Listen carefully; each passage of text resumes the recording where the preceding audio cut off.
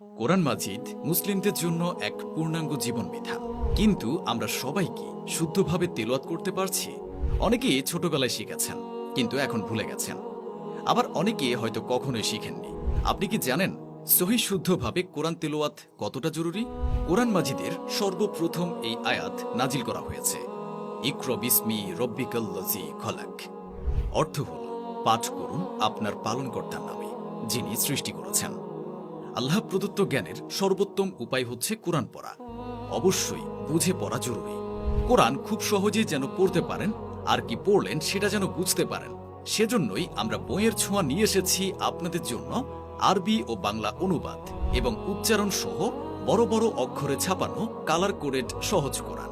সহিহ শুদ্ধভাবে কোরআন তেলাওয়াত করতে এবং তাজভিদ সঠিকভাবে অ্যাপ্লাই করতে এই বিশেষ কোরআন আপনার জন্য অনেক বেশি সহায়ক হবে ইনশাআল্লাহ। এই কোরআনে রয়েছে